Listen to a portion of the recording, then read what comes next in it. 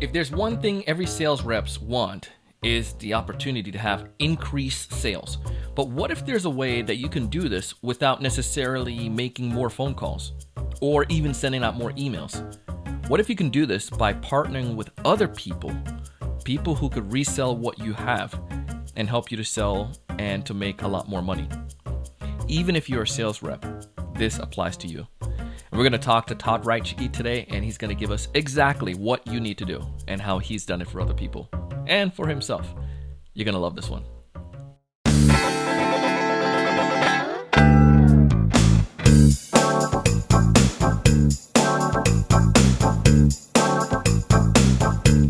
Hey, everyone. Welcome to another great episode of the Sales Evangelist Podcast.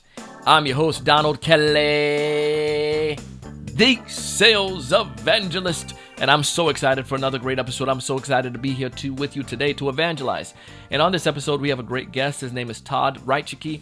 And Todd, he's going to give a little bit about himself in an introduction here and tell you all the great things that he's doing. I don't want to steal his thunder. But plain and simple, Todd is going to tell us the magic, the trick, or not really a trick, just the strategy of how we can get partners to help us in our resale. Sometimes as sales rep, we work ourselves to death trying to figure out new ways of doing things. What if we can use an old way? What if we can get other people to help us sell our products? And it's a very simple strategy.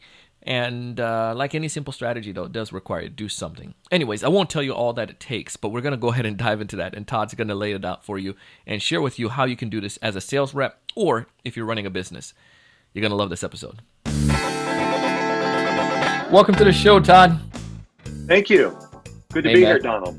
Shoot, I'm excited to have you. I'm looking forward to getting your sage wisdom today that can help us as we're battling this, getting back out into the run of things as sales reps and companies and sales leaders, because we're starting back over in a new normal. And we need to make sure that we're starting on the right foot. So I want to pick your brain on some of those things today and go over some of the cool things that you guys are working on. But before we dive into that, why don't you tell us a little bit more about you, Todd? I know I bragged about it a little bit in the teaser there, but you had a very untraditional, I think it's perfectly fine to say that term in this setting, untraditional welcome into sales. And while you introduce yourself, why don't you tell us what that is? I prepped the audience enough now. They're ready for it. Yeah. So my name is Todd Rychecky. I'm the VP of Sales for the United States and Latin America. Been working at Open Gear for the past 12 and a half years.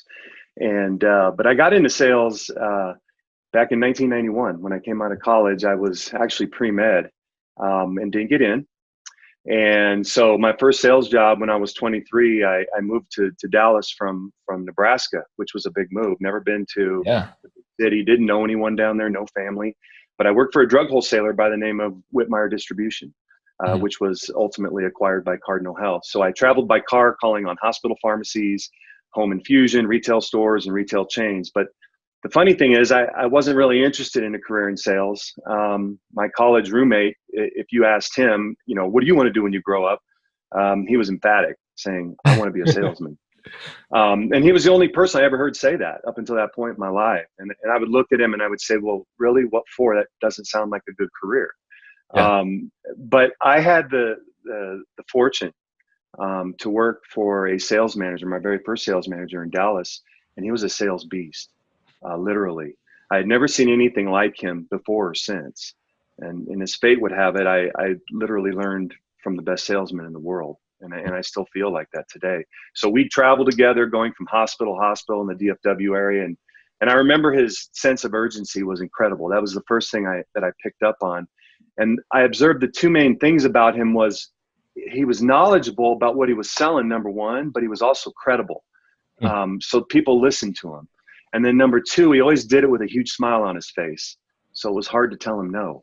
I thought, well, with a little practice, I can do this. So my first sales trip, I get a new company car, a car phone, 75 cents a minute, so you didn't use it very often. An AT&T calling card. I made my first road trip alone. Yeah. And I stopped halfway to my destination, was hungry for breakfast, had time for my first meal on the company. And it was a Denny's. And I remember the bill being $8 and wasn't even sure how to tip the waitress. So back in those days, you could call on pharmacies, cold call on pharmacies in person with no meeting really set up, especially in the rural areas. And when I arrived for my first appointment, I really had no idea how to even start the conversation.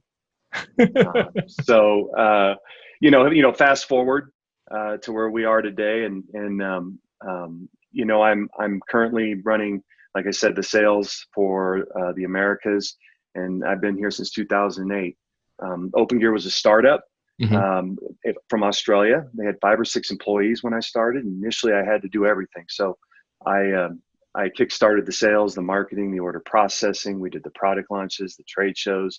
I took all the inbound calls. I actually had an 800 number run into my house. Wow. And then I monitored all the chat online all day long. My goodness. And yeah, so that was kind of my start here at Open Gear. It was an opportunity to grow professionally and financially. And I tried my best at making Open Gear look legitimate, a big company. I knew it was important to win some new customers. So when I answered the phone, I was Todd. When I answered chat, I was Gary. And when I took a credit card, I was inside sales rep. So people would actually comment when I'd answer the phone as the VP of sales, wow, I'm talking to the VP of sales? That doesn't happen very often. And I would kind of sort of laugh under my breath and think, don't get too excited. I'm the only one working here.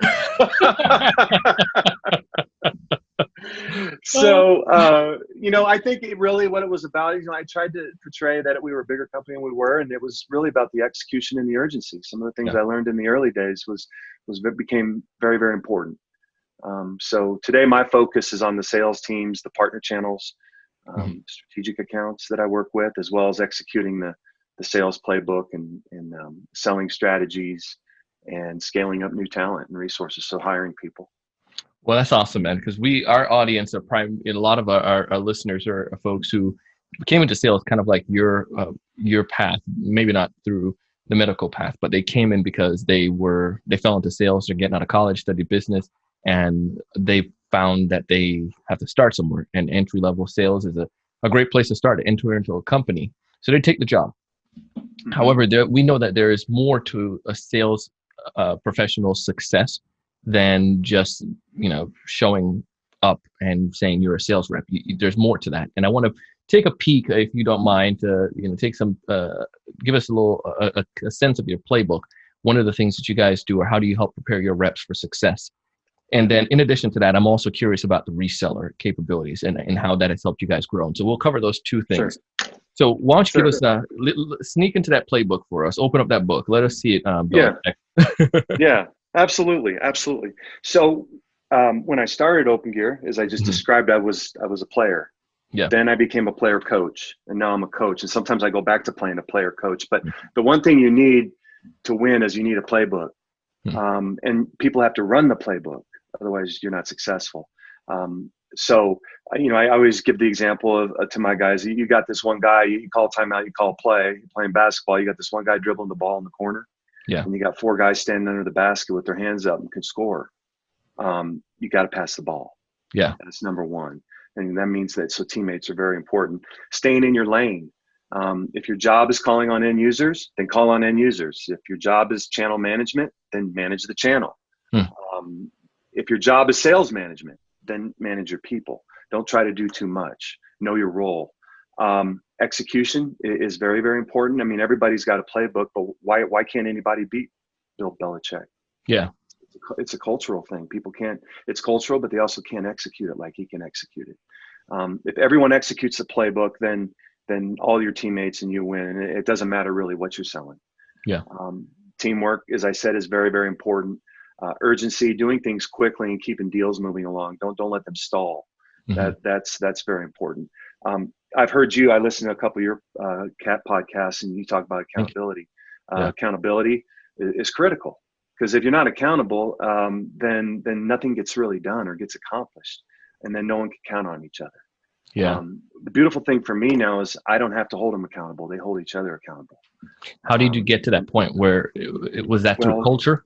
Yeah, it was culture. And so they understood that. So I think they saw me be successful and grow the company. And so they thought, you know what, he must be onto something. He must be right. And so they followed. So that's important in being a leader, a sales leader. You got to get people to follow you. so that you can hold them accountable and do the things you want to do. Communication is obviously very, very important. Phone, email, text, Skype, Teams, GoToMeeting, Zoom, what we're using right now. So there's really no excuse for not communicating, in my opinion. The other thing that's changed that I've noticed is the buyer's journey. I go back 20 years, I've been selling this stuff. The buyer's journey has changed a lot. The internet has a lot to do with that, obviously. They are 60% of the way to their decision by the time they get to you. Well, it's an inbound. Yeah, go ahead. Let's talk about that. So what does that look like for you guys in your industry? I mean, are they coming knowing what they want already, or are you saying that they have researched the competition and saw that you guys are one of the top, so you're in the top 3? What does that look like for Open Gear when somebody comes 60% prepared? Yeah, so we're the number one brand in out-of-band management and remote access. So that helps. So we got 50% market share. So they usually know kind of what they want already. They know what we do. They've heard our name. They know we're a great company. And so they get on, they do their due diligence. They get on LinkedIn. They get on our website. They check out the competition. So when they get there, they're holding 3 out of the 5 cards already. Yeah. So we're talking about urgency and being that trusted advisor. They want to just get this over with. Usually buyers want to get this, they want to move on to the next thing. Yes. So you must meet them where they are at in that journey. So you got to tailor the presentation. You don't want to give them a slide deck of things they're not interested in talking about. So to become their trusted advisor for the remaining 40% of the journey, you have to meet them where they're at and help them with that decision. Okay. So it's really, in your case, they come, when it comes towards building the value then at that point, because I think that's the scary part at times too, right? For people who in the old school mindset, they might say the buyer is just shopping around. How do you eradicate that thinking from your seller to say, they're 60% away in the process? It just seems like they're just shopping around at this point, kicking tires. So I usually try to shorten that up and ask them immediately if they have budget. Do you have budget? Do you have budget? Is this a project for 2020? Do you have budget? If I find out they don't, it's not the first question I ask them, but during the conversation. It's more like, what's your name? What's your budget, right? Right. Yeah, exactly. Okay, we're on to the next one. No, that's really important. That helps how much time you want to spend with this person today, and maybe schedule a follow-up later. Versus the guy that says, no, we're ready. We had an outage last week. We got the guys on this. We're looking at a couple competitors. We're ready to go. So I think, got to get that filtered out pretty quickly. And another thing that's part of the playbook that's really important for our team is, once you get to become a company that has pretty good market share, you've got great customers. You got great customers, right? Yeah. And I think that the thing that salespeople do that sometimes drives me crazy is they'll win a deal and then they leave. They hit and run, right? They go on to the next one, right? We all do it. I've done it. So what I coach them on today is we don't have as many customers as we used to. So we want to get WDH, wider, deeper, higher within our existing accounts. There's fewer sales cycles to win a new business unit at an existing customer and prospecting and winning a new customer. So how do you, when it comes towards going to, deeper and wider per se with those clients, give us an example of how you would do that with your team? Is that getting yourself embedded in more departments, or getting that more people to the table at the same time to have conversation? Yeah, both. So people usually when they use our products, they really like them. Yes. So, you have people, you got champions within the account. So basically Volkswagen, you look at Volkswagen, they got 12 business units. You look at McKesson, a drug wholesaler, they got 8 business units, and they got business units under those business units. So it's a matter of asking Greg at McKesson, hey, Greg, who else could benefit from this solution within your organization? You'll be surprised. These guys will start introducing you to people. And all of a sudden, you're now working with 3 or 4 different business units, and they're all using Open Gear. Yeah. When I sold to city, county governments and municipalities, we follow that mindset too. Because when you got into, let's say you get into the clerk's office in a city, then, obviously you just need to infiltrate, so to speak, one organization, because that, like you said, your customers get happy with you. And then also that champ is also wanting to be able to bring success to other people. People like to share stuff that's good, especially when they've seen, like, you brought open gear to our company, man, freaking, that's amazing.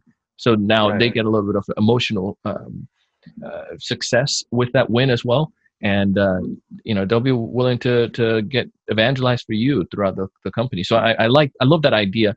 Do you guys have multiple individuals working within an account, or is it usually just one person that will manage that account? How does that part work in your playbook? Yeah. So I have 6 regions in the United States, and then I'm hiring a new guy on July 1st in Canada, in Toronto. Congratulations, man. Thank you. So, we have a regional sales manager that calls on the end users. That's what he does. He calls on the end users. Then that person also on his team has a channel sales manager who covers from, Maine down to Florida. And they're focused entirely on supporting the channel, creating awareness, doing account mapping, things like that. Who do you know over at FedEx? We're not in FedEx. Oh, FedEx is a great customer of ours. Well, could you introduce us? Inside sales. They're trying to, so again, we're an established company. They're working a trade in, trade up opportunities. So we've sold somebody something, 5 years ago. It needs its legacy. It needs a technology refresh. So we're sort of working it from multiple angles. Yeah. As far as the end user getting wider, deeper, higher, that's the responsibility of the regional sales manager. Gotcha. Okay. So there's a lot going on there within that team. And I feel, again, it's studies have proven that it's, I forgot, like 7 times more cheaper to get business from a current customer than it is to get net new business. Obviously, you need both. And that's why your companies, you have a robust team, but it doesn't make sense to leave money sitting on a table right there as well. Right. So it's a huge problem. I do want to pick on the idea of resellers real quick. How did you guys, or how do you guys currently manage or work, seeing your success grow with resellers? Well, when I got here, there was only 12 that we were actually transacting with, and it was all done directly. And today we have, 300-400 partners. We have 2 large distributors, Ingram Micro and Synex, down in Florida, Synex in Greenville, I'm sorry.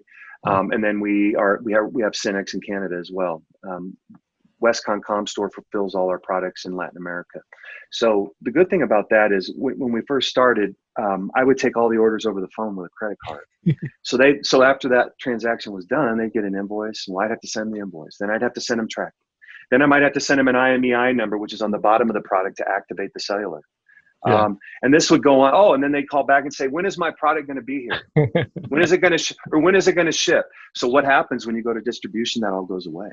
Yeah. So now they answer all those questions, and they stock our.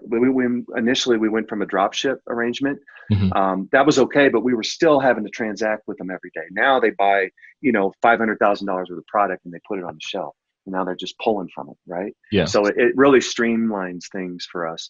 And then the resellers are critical because that's where credit is established. If you're going to talk to Tesla or Netflix or whoever you're talking to, Amazon, they have credit at CDW, at Insight, at Presidio, WWT, these partners. And so they want to transact with them. And so that's very, very important. So to establish that 2-tier model, 2 tiers meaning there's 2 tiers, there's a reseller and a distributor. It's really important to scale the company. That's one of the best ways to do it, in my opinion. I wasn't a huge believer in that part of it initially, but I hired somebody that convinced me, Brian Keepers, and down in Dallas, Texas. And it's been a wonderful thing. It's been a wonderful thing. And our company grew exponentially from 2017 to 2020 when we went to that 2-tier model and we were stocking.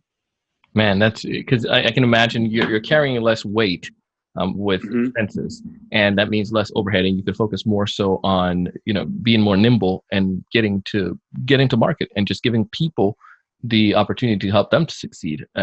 It just seems it makes total sense, and that's why. And one thing you shared that I really appreciate, and I want all sales managers or sales leaders listening to this episode to go back and listen to that part.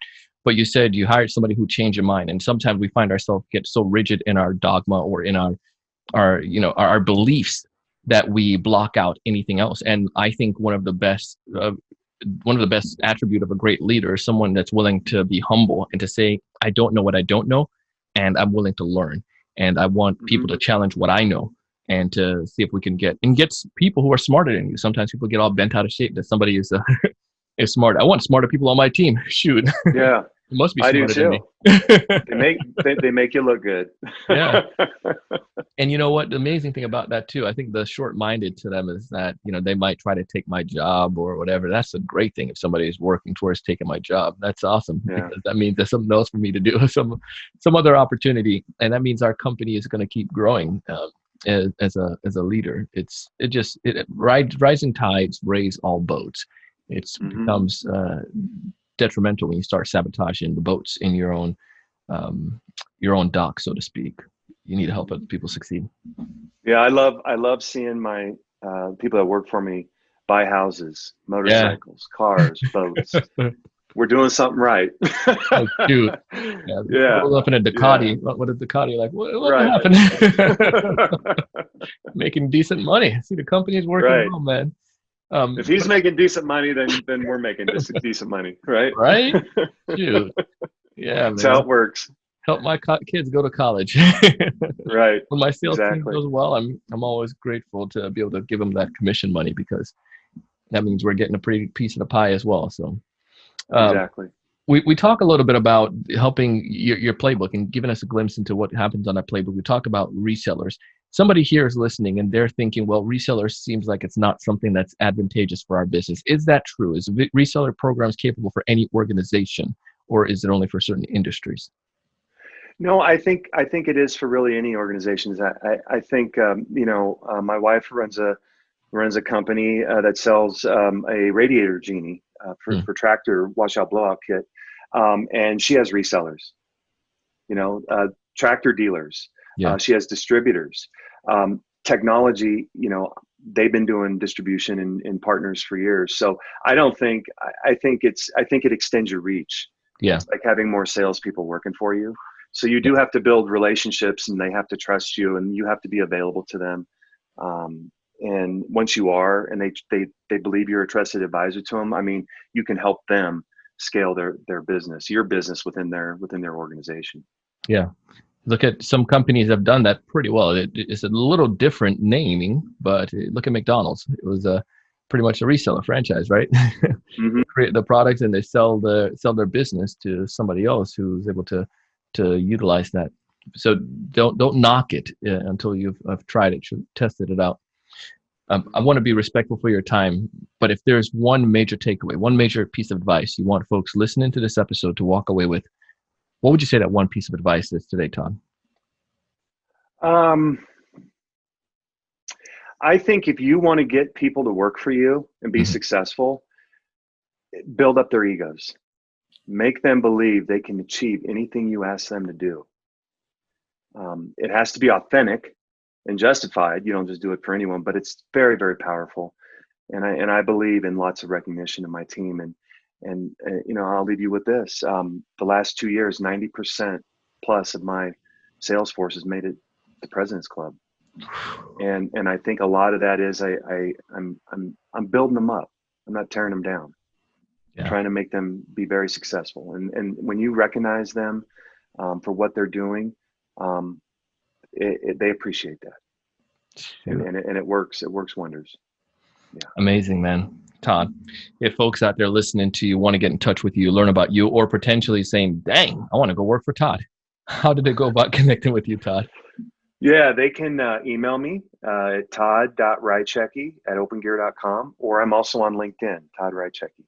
Feel free to reach out. We'll link back to you in the show notes. We'll link back to Open Gear, and also we'll link back to your LinkedIn as well. We appreciate your time, appreciate your willingness to come on the show today, Todd. Thank you so much. Thank you. Pleasure. Thank you.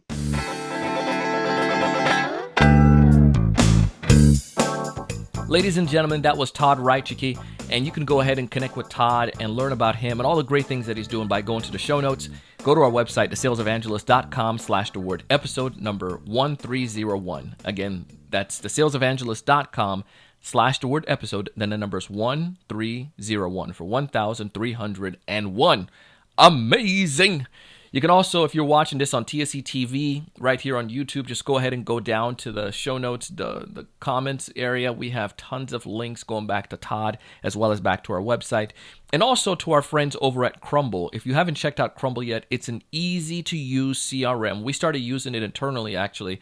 We're using it especially when it comes towards booking our guests. We wanted to get another CRM that could work effectively, specifically for our podcast. And we said, why reinvent the wheel? So we started using Crumble. It's built on Trello, so it makes it super easy and it's light. And the greatest thing about this is that they have a free offer to start off with, and you can advance and grow beyond that and get more added on, and you can get the paid version. But I highly recommend it. At least check it out. Click on the link below in the comments area and to check out Crumble. Also, check out Todd and some of the great things that he's doing. I share stuff like this because I want to help you. I want you to succeed. I want you to find more of those ideal customers. I want you to know what to say when you're talking to them. I want you to be able to build stronger value. I want you to be able to close more deals. But most importantly, I want to challenge you each and every single day to go out and do big things. Thanks so much for watching. Hey, thanks so much for taking the time to watch this video today. If you enjoyed the content, I ask you to go ahead and hit that like button, that thumbs up at the bottom right-hand corner. Also, to make sure to subscribe if you haven't done so already. This way, we'll keep you up to date with all the latest sales strategies, latest tools, and things that are going to help you to not only find more prospects, but to close more deals. Thanks so much.